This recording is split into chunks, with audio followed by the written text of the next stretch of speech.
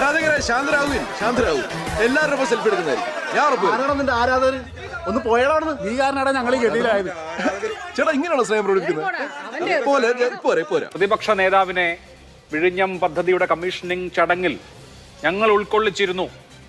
അതുമായി ബന്ധപ്പെട്ട് സംസ്ഥാനം തയ്യാറാക്കിയ പട്ടിക കേന്ദ്രത്തിന് നൽകിയപ്പോൾ അതിൽ പ്രതിപക്ഷ നേതാവിന്റെ പേരുണ്ടായിരുന്നു എന്ന് മുഖ്യമന്ത്രി ഇന്ന് പറഞ്ഞു.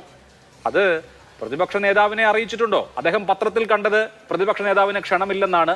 ഈ ഒരു വിഷമത്തിലിരിക്കുമ്പോൾ ഇങ്ങനെ വന്ന് വഴക്കുണ്ടാക്കല്ലെന്ന് വാർത്ത വന്നതിന് ശേഷം ഉച്ചയ്ക്ക് അദ്ദേഹത്തിന്റെ ഓഫീസിലേക്ക് ചൊവ്വാഴ്ചത്തെ ദിവസം കത്ത് കൊടുക്കുന്നു. തിങ്കളാഴ്ചയിലെ തീയതി വെച്ചിട്ട് ആ തീയതിയിൽ വന്നിട്ടുള്ള കത്തിൽ തന്നെ പറയുന്നത് താങ്കളുടെ മഹനീയ സാന്നിധ്യം പ്രതീക്ഷിക്കുന്നു എന്നുള്ളതാണ്. എന്ന് പറഞ്ഞാൽ വരാൻ താല്പര്യപ്പെട്ട് വിളിച്ച വിളിയൊന്നുമല്ല. ഇപ്പൊ നമ്മള് കല്യാണം ക്ഷണിക്കുമ്പോൾ വലിയ താല്പര്യമില്ലാത്ത ആളുകളെ ക്ഷണിക്കുന്ന മട്ടിലുള്ള ഒരു ക്ഷണമാണ് അദ്ദേഹത്തിന് നൽകിയത്.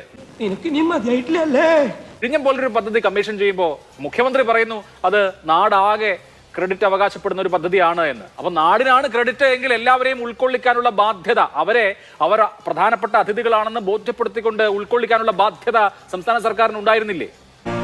അവനെ അങ്ങനെ കൊല്ലാൻ പരിപാടി ഇല്ല. എനിക്ക് കിട്ടാതെ എവിടെ പോവാനാ? വാർത്തകൾ എത്രത്തോളം വസ്തുതാപരമാകും എന്നുള്ളതിനെ കുറിച്ച് നല്ല ധാരണ നമ്മുടെ നാട്ടിലെ ആളുകൾക്കെല്ലാം ഇപ്പോൾ ഉണ്ട്. നിർമ്മിക്കപ്പെടുന്നതാണ് വാർത്തകൾ, പലതും ആഖ്യാനങ്ങളാണ്, നുണകളാണ്. അത് രാഷ്ട്രീയത്തിൻ്റെ താല്പര്യത്തിനനുസൃതമായി നിർമ്മിക്കപ്പെടുകയും മാധ്യമങ്ങൾ അതിൻ്റെ പിന്നാലെ ഓടുകയും പിന്നീട് അത് ചരമമടയുകയും പുതിയ നിർമ്മിതികൾക്ക് പിന്നാലെ മാധ്യമങ്ങൾ സഞ്ചരിക്കുകയും ചെയ്യുന്നൊരു കാലത്തിനകത്ത് പ്രതിപക്ഷ നേതാവിനെ ക്ഷണിച്ചോ ഇല്ലയോ എന്നൊരു തർക്കത്തിൻ്റെ പ്രശ്നം ഒരു കാര്യമായ കാര്യമാണെന്ന് ഞാൻ വിചാരിക്കുന്നില്ല. പിന്നെ നിന്നോട് നുണ പറഞ്ഞിട്ട് വേണമല്ലോ എനിക്ക്. നാട്ടിലുള്ള ചില രാഷ്ട്രീയ മര്യാദകളില്ലേ? ഞാൻ പറയാം, ദയവായി ഒന്ന് കേൾക്കൂ. അത് പ്രതിപക്ഷ നേതാവിന് ഇതിൽ പങ്കെടുക്കണം, ഇതിലൊരു കൂടണം എന്നൊരു കമ്പം തോന്നുന്നതിന്റെ പ്രശ്നമാണോ? അതിനപ്പുറത്ത് ഒരു രാഷ്ട്രീയ മര്യാദയുടെ കാര്യം അക്കാര്യത്തിലില്ലേ? രാഷ്ട്രീയ മര്യാദ പ്രധാനമന്ത്രിക്കില്ലല്ലോ. നിങ്ങൾ മര്യാദയുടെ കാര്യത്തിൽ പറഞ്ഞാൽ രാഷ്ട്രീയ മര്യാദ പ്രധാനമന്ത്രിക്കില്ല. സത്യം പറയാം, എന്തെങ്കിലും എടുത്താൽ കുത്തിക്കേട്ടി തന്നെ വായിക്കാത്ത നീ ഇവിടെ കിടന്ന് നരകിച്ചപ്പോ നന്നായി കാണുമെന്ന് കരുതിയത് എന്റെ തെറ്റ്. ചേരിപ്പെടുത്ത് എന്റെ ചെവ് കുറ്റിക്ക് അടിക്കണം. ഞാനതൊന്നും ചെയ്യാൻ. നമ്മൾ മനസ്സിലാക്കേണ്ടത് വി ശിവൻകുട്ടി പറഞ്ഞതിൽ എന്താണ് തെറ്റ്? പദ്ധതി കേരള സർക്കാരിന്റെ അല്ലേ? അദാനി പോർട്സ് അല്ല ഉണ്ടാക്കുന്നത്, വിസിലാണ്, വിഴിഞ്ഞം പോർട്ടാണ്. അത് കേരള സർക്കാരിൻ്റെതാണ്. മാമച്ചനിത് എവിടുന്ന് കിട്ടിയതാ? വിവരാവകാശം കേരള സർക്കാരിന്റെ പരിപൂർണ ഉടമസ്ഥതയിലുള്ളതാണ്. അതിന്റെ കരാർ പ്രകാരം കരാർ എടുത്ത് നടത്തുന്നൊരു കമ്പനി മാത്രമാണ് വിഴിഞ്ഞം, അവിടുത്തെ അദാനിയുടെ കമ്പനി. അത് ഉമ്മൻചാണ്ടിയുടെ ഉദാരത കൊണ്ട് അത് വല്ലാണ്ടൊരു കാലം 10-60 കൊല്ലക്കാലം അവരുടെ ഇരിക്കത്തക്ക വിധമാണ് ഉമ്മൻചാണ്ടി ഇത് കൈകാര്യം ചെയ്തിരിക്കുന്നത്. ഞങ്ങൾക്ക് അതിനോടൊക്കെ തർക്കമുണ്ടെങ്കിലും പദ്ധതി നടക്കട്ടെ എന്നാണ് ഞങ്ങൾ മുൻകൈ എടുത്തത്.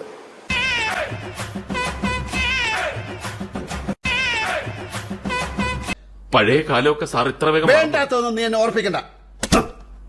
ഇവിടെ നിന്നല്ല എനിക്ക് പരിചയമുള്ള ഒരിടത്തും നിന്നെ പണിയെടുക്കാൻ ഞാൻ സമ്മതിക്കില്ല. ഇറങ്ങുന്നോ അതോ ഞാൻ ചവിട്ടി ഇറങ്ങണോ? ഇറങ്ങടാ. എന്താ നോക്കി പേടിപ്പിക്കുന്ന?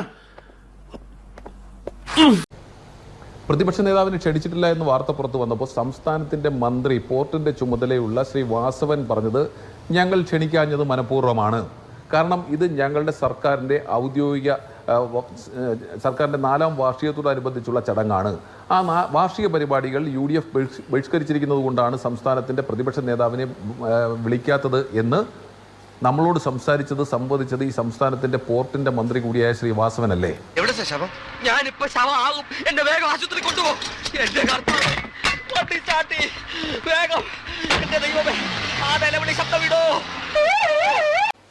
മുഖ്യമന്ത്രി ക്ലാരിറ്റി വരുത്തിയില്ല. അതിനപ്പുറത്തേക്ക് എന്റെ ചോദ്യം, വാസവൻ പറഞ്ഞില്ലേ കേന്ദ്ര പ്രധാനമന്ത്രിയുടെ ഓഫീസിൽ നിന്നാണ് പ്രതിപക്ഷ നേതാവിന്റെ പേര് ഒഴിവാക്കിയതെന്ന് പറഞ്ഞിട്ടില്ലേ? അങ്ങനെയാണെങ്കിൽ മുഖ്യമന്ത്രിയുടെ മന്ത്രിസഭയിൽ ഒരു മന്ത്രി കള്ളം പറയുന്നത് ശരിയാണോ? ഇതിലൊക്കെ വ്യക്തത വേണ്ടേ അഭിലാഷേ? എന്താ പിള്ളേർ കളിയാ? എന്താ മുഖ്യമന്ത്രിയുടെ മകളുടെ കല്യാണം വിളിച്ചാണോ? മുഖ്യമന്ത്രിയുടെ മകളുടെ വീട്ടിലെ കല്യാണമോ അല്ലെങ്കിൽ കൊച്ചുമകന്റെ കല്യാണമോ ഒന്നും അല്ലല്ലോ. അങ്ങനെയൊക്കെ പറയാൻ പോയി പറഞ്ഞതല്ലല്ലോ, പറയിപ്പിച്ചതല്ലേ. കുറെ നാളായി തുടങ്ങിയിട്ട്. ഞാൻ ഇതുവരെ നിന്നോട് ഇതൊന്നും പറഞ്ഞില്ലെന്നുള്ളതേ ഉള്ളൂ. ഈ സംസ്ഥാനത്തിന്റെ ഒരു പ്രോജക്റ്റ്, അതിനകത്ത് ഞങ്ങളുടെ പങ്ക് വളരെ സ്പഷ്ടമായിരിക്കെ ശ്രീ ഉമ്മൻചാണ്ടിയുടെ ഇടപെടൽ, ഉമ്മൻചാണ്ടിയാണ് ഈ പോർട്ടിന്റെ ഉപജ്ഞാതാവെന്നിരിക്കെ, അദ്ദേഹത്തിന്റെ കാർമ്മികത്വത്തിലാണ് ഇതെല്ലാം നടന്നിട്ടുള്ളതെന്നിരിക്കെ അദ്ദേഹത്തിനെയും അദ്ദേഹത്തിന്റെ പാർട്ടിയെയും അവഗണിച്ചുകൊണ്ട് പോകുന്നു. എന്താ ഇവിടെ ഞാൻ ഒന്നുകൂടെ പറഞ്ഞ അവസാനിപ്പിക്കട്ടെ, പൊളിറ്റിക്സോട് പറഞ്ഞ അവസാനിപ്പിക്കട്ടെ. ഇവിടെ അൽകുമാർ പറഞ്ഞല്ലോ ആദ്യം വിളിച്ചിരുന്നു, പിന്നീട് ഞങ്ങൾ വരേണ്ടിയിരുന്നില്ല എന്നൊക്കെ പറഞ്ഞു എന്ന്. ആ പ്രതിപക്ഷത്തെ സംബന്ധിച്ച് നിങ്ങൾക്ക് ഓശാന പാടുകയല്ല ജോലി. ശരി, ഞാൻ വെക്കട്ടെ. ഇത്രയും വെച്ചത് പോരാടാ, ഇനിയും വെക്കണോ? എന്തായാലും കുഴപ്പമായി. ഇനി എനിക്ക് എങ്ങനെയെങ്കിലും ഇതിൽ നിന്ന് ഊരിയാ മതി. ഇതിൽ നിന്ന് നീ എങ്ങനെ വേഗം ഊരാന്ന് വിചാരിക്കണ്ട. നിന്നെ ഊരിക്കത്തില്ല തെണ്ടി, നീ ഊരുന്നൊന്ന് കാണട്ടാ. നിങ്ങളുടെ ഭാഗത്ത് മിസ്റ്റേക്ക് ഉണ്ടെങ്കിൽ ഞങ്ങളത് ചൂണ്ടിക്കാണിക്കും. അതിനാണ് ഔദ്യോഗികമായി ജനാധിപത്യത്തിൽ ഇത്തരത്തിൽ പ്രതിപക്ഷ നേതാവിന്റെ ഒരു പദവി ഉള്ളത്. ആ പദവിയിൽ ഇരുന്നുകൊണ്ട് എല്ലാത്തിനും സർക്കാരിന്റെ ചെയ്തികളെല്ലാം കണ്ണും പൂട്ടി സഹായിക്കണം, അനുകൂലിക്കണമെന്നാണോ? ഇവിടെ ഞാൻ ഇപ്പോഴും ഞങ്ങൾ ചോദിക്കുന്നു, 2019 പൂർത്തിയാകേണ്ടിരുന്ന പദ്ധതി 2025 ഉദ്ഘാടനം നടത്താൻ അത് തെറ്റായി പോയി, നീണ്ടുപോയത് തെറ്റായി പോയി എന്ന് പറഞ്ഞാൽ അത് കുറ്റമാണോ? അതിന്റെ പേരിൽ വിളിക്കത്തില്ലെന്നാണോ? അങ്ങനെയാണെങ്കിൽ അത്തരം തെറ്റുകൾ ആവർത്തിച്ചുകൊണ്ടേയിരിക്കും.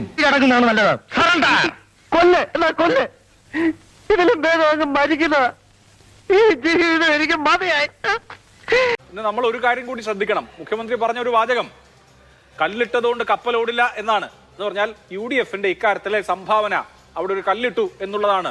ഞങ്ങളുടെ സർക്കാരിന്റെ കഴിഞ്ഞ 9 വർഷത്തെ ഇച്ഛാശക്തിയുടെ പ്രതിഫലനമാണ് ഈ പോർട്ട് കമ്മീഷൻ ചെയ്യുന്നത്. അല്പം മനസമാധാനത്തിനാണ് ഇവിടെ വരുന്നത്. ഉണ്ണിച്ചാന് പറ്റുമെങ്കിൽ എന്നെ ഈ പ്രശ്നത്തിൽ നിന്ന് എങ്ങനെയെങ്കിലും ഊരുത്താം. ഇവിടെ മുഖ്യമന്ത്രിയുടെ ബന്ധുക്കളെ കുറിച്ചൊക്കെ പറയുമ്പോൾ മുഖ്യമന്ത്രി പറയുന്നത് എൻ്റെ ബന്ധുക്കളായതുകൊണ്ടാണെന്നാണ്. ഇവരൊക്കെ പണ്ടൊക്കെ ശ്രീ കെ കരുണാകരനെയൊക്കെ എന്തുമാത്രം ആക്ഷേപിച്ചിട്ടുണ്ട് എന്ന ഈ അവസരത്തിൽ ഞാൻ പ്രത്യേകമായി ഓർത്തു പോവുകയാണ്. അദ്ദേഹത്തിൻ്റെ പേരക്കുട്ടിയുമായി അദ്ദേഹം സല്ലപിക്കുന്നതുമായി ബന്ധപ്പെട്ട കേരള ചില വാർത്തകൾ വന്നപ്പോൾ ഇതേ ഇടതുപക്ഷം ഈ പിണറായി വിജയൻ ഉൾപ്പെടെ എന്തുമാത്രം ആക്ഷേപിച്ചിട്ടുണ്ട്. ഇവിടെ അവലോകന യോഗത്തിൽ പങ്കെടുത്തിട്ട് മുഖ്യമന്ത്രിയുടെ മകളും കൊച്ചുമകനും ഒക്കെ പങ്കെടുക്കുമ്പോൾ നിങ്ങളാരാ ചോദിക്കാനെന്നുള്ള ധാർഷ്ട്യവും ധിക്കാരവും ഈ സംസ്ഥാനത്തിന്റെ മുഖ്യമന്ത്രിക്ക് ഉണ്ടെങ്കിൽ പിന്നെ നമ്മളൊന്നും പറഞ്ഞിട്ട് കാര്യമൊന്നുമില്ല. അദ്ദേഹം പറയുന്നത് നടക്കുമെന്നുണ്ടെങ്കിൽ പിന്നെ ഒന്നും പറഞ്ഞിട്ട് കാര്യമില്ല. അപ്പോൾ പിന്നെ ഇതേതാണ്ട് എലിക്കണിയിൽ സൂന വെട്ടതുപോലെ സൂന വെട്ട എടുക്കാനും പറ്റില്ല, കെണി ചുമന്നുകൊണ്ട് നടക്കുകയും ചെയ്യണം. ചുമക്കാതെ പറ്റില്ലല്ലോ. ഇതിലും ഭേദം സസ്പെൻഷനോ തരംതാഴ്ത്തലോ ആയിരുന്നു. ഇവിടെ നോക്കൂ, ഇവിടെ പിന്നെ പറഞ്ഞെന്താ, ശകാരം കേട്ടുകൊണ്ടിരിക്കുന്ന കുടുംബത്തോടൊപ്പം എന്നാണ് അനിൽകുമാർ പറഞ്ഞത്. ശകാരം കേട്ടുകൊണ്ടിരിക്കുന്ന കുടുംബത്തോടൊപ്പം അദ്ദേഹം പോയതിൽ എന്താണ് തെറ്റെന്നുള്ളതാണ്. VS അച്യുതാനന്ദനൊക്കെ ഉമ്മൻചാണ്ടിയുടെ കുടുംബത്തെക്കുറിച്ച് നിയമസഭയിൽ ഉൾപ്പെടെ പറഞ്ഞിട്ടുള്ള കാര്യങ്ങളൊന്നും ഞാൻ ആവർത്തിക്കുന്നില്ല. ശകാരം എല്ലാവർക്കും ഉണ്ടായിട്ടുണ്ട്. അതിനപ്പുറത്തേക്ക് താങ്കൾ നോക്കൂ, ഇവിടെ അഭിലാഷെ കമ്പയർ ചെയ്യുന്നതാണ് നെഹ്റുവിനെയും ഇന്ദിരയുമായിട്ടാണ് പിണറായി വിജയനെയും പിണറായി വിജയൻ്റെ മകൾ ഈ കോഴപ്പണം പിന്നെ മാസപ്പടി വാങ്ങിയ കേസിൽ പ്രതിയായി നിൽക്കുന്ന ഒരു ബിസിനസ്സുകാരിയെയും കമ്പയർ ചെയ്യുന്നത്. ഇപ്പൊ ഇവിടുത്തെ പ്രശ്നം അതൊന്നും അല്ലല്ലോ, ജോസ് എങ്ങനെ മറിഞ്ഞു. ഇന്ദിരാഗാന്ധിയുടെ ലെഗസി എവിടെ കിടക്കുന്നു, വീണ തൈക്കണ്ടിയുടെ ലെഗസി എവിടെ കിടക്കുന്നു, നെഹ്റുവിന്റെ ലെഗസി എവിടെ കിടക്കുന്നു, പിണറായി വിജയന്റെ ലെഗസി എവിടെ കിടക്കുന്നു? ഇതൊക്കെ ആരുടെ താങ്കൾ ചോദിച്ചു? അല്ല താങ്കൾ അവിടെ നിർത്ത്. ആ തള്ളലൊന്നും ഇങ്ങോട്ട് വേണ്ട, ആ തള്ളൽ ഇങ്ങോട്ട് വേണ്ട. അതൊക്കെ പാർട്ടി ക്ലാസ് മതി. ഞാൻ സംസാരിക്കുമ്പോൾ ഇടവേണ്ട.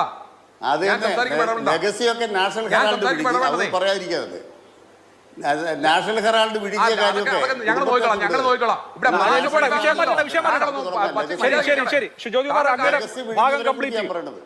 താങ്കൾ മര്യാദ നീ എന്ത് കണ്ടിട്ടാ മാമച്ചനെ കൈകാര്യം ചെയ്യുമെന്ന് പറഞ്ഞത്?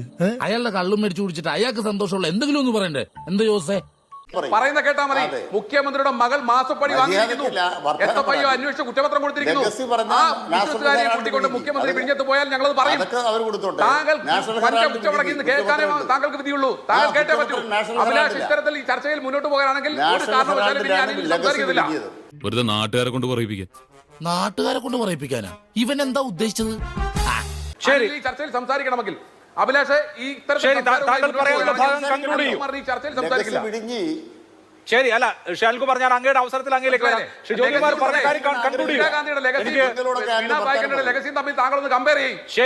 നോക്കൂ, 2011 UDF സർക്കാർ അധികാരത്തിൽ വന്നു കഴിഞ്ഞപ്പോൾ കേന്ദ്രത്തിൽ അധികാരത്തിലുള്ള UPA സർക്കാരുമായി ബന്ധപ്പെട്ട് പാരിസ്ഥിതിക ആഘാത പഠനം നടത്തുന്നതിന് വേണ്ടി ജയറാം രമേശിനെ സമീപിക്കുകയും അതുമായി ബന്ധപ്പെട്ട് 2-3 വർഷമെടുത്ത് ആ പാരിസ്ഥിതിക ആഘാത പഠനം പൂർത്തിയാക്കി 4000 പേജുള്ള റിപ്പോർട്ട് സമർപ്പിച്ചു.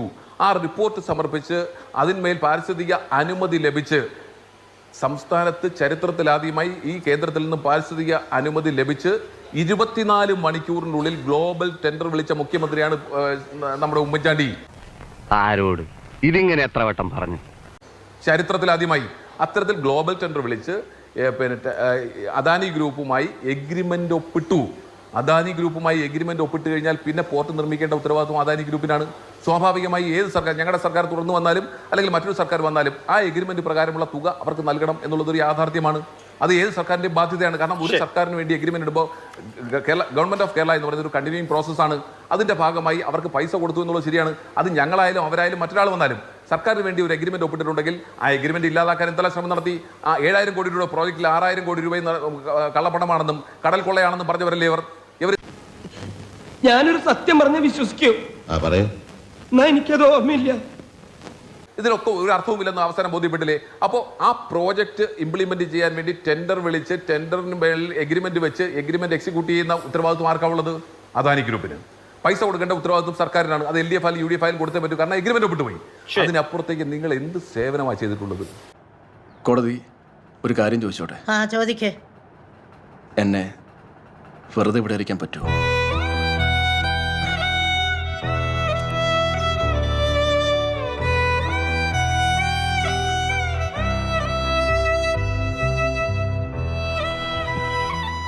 പറ്റില്ല അല്ലേ? എന്നാ ശരി. എന്താ നിങ്ങളുടെ കോൺട്രിബ്യൂഷൻ? അപ്പോൾ ഇത് സ്വാഭാവികമായും ഇത് UDFന്റെ കുഞ്ഞാണ്. പിന്നെ നമ്മുടെ എന്താ ഇപ്പോഴത്തെ എന്താ വിദ്യാഭ്യാസ മന്ത്രി, നമ്മുടെ എന്താ പേര് പുള്ളിയുടെ, ശിവൻകുട്ടി.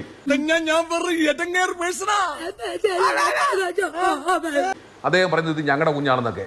അദ്ദേഹത്തിന് പണ്ടും അന്നും ഇന്നും ഒക്കെ ഇത്തരം കാര്യങ്ങളിൽ പിന്നെ എന്താ ഒരു കുഞ്ഞ് ജനിച്ചു കഴിയുമ്പോൾ ആ കുഞ്ഞിനെ കൊണ്ടുപോയി ഒരു ടവലോ അല്ലെങ്കിൽ സോപ്പോ ചീപ്പോ കൊടുത്തതിന് ശേഷം ആ കുഞ്ഞ് എൻ്റെ ആണെന്ന് പറയുന്ന സ്വഭാവം അദ്ദേഹത്തിന് ഉണ്ടോ എന്ന് എനിക്കറിയില്ല. ഒരു കയറുണ്ടായിരുന്നെങ്കിൽ ഞാൻ ഇപ്പൊ തന്നെ കെട്ടി ചത്തേനെ.